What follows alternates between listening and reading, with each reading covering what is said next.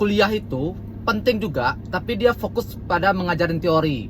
Misalnya teori tentang pendidikan, teori tentang hukum, teori politik, teori ya lain sebagainya lah, banyak teori-teorinya. Nah, tapi kalau di organisasi kita tuh diajar tentang realita yang terjadi, sehingga muncullah kreativitas yang sesuai dengan realita yang terjadi. Misalnya, kita akan diajari tentang bagaimana kita mengelola konflik.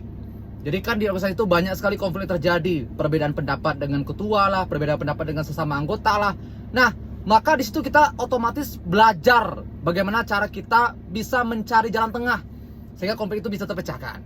Lalu juga kita secara tidak langsung belajar public speaking karena dimintai pendapat, karena nanti kita akan dibantah pendapat kita terpaksa untuk berbicara, yang lain kita tuh nggak berani menyampaikan pendapat. Nah, maka di organisasi ada ruangnya. Kemudian apa lagi nih? Cara berpikir. Cara kita berpikir di organisasi itu seperti lebih tertata, karena orang mau mendengarkan pendapat kita kalau kita tuh mampu menyampaikan berurutan, tersistematis, dan cara berpikir kita pun yang realistis, bukan hanya teori.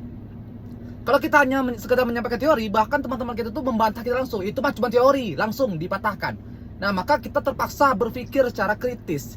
Yang terakhir adalah bagaimana kita bertahan dalam kondisi yang penuh tekanan. Di organisasi banyak tekanan kan?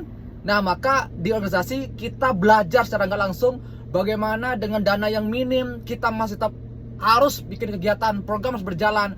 Ketika anggota nggak banyak aktif, kita harus tetap berjalan program kerjanya.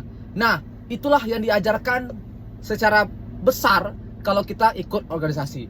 Nah, kalau kalian sekarang jadi pengurus organisasi, bikin kegiatan yang sifatnya bisa memecahkan masalah ini untuk anggota kalian. Semangat ya!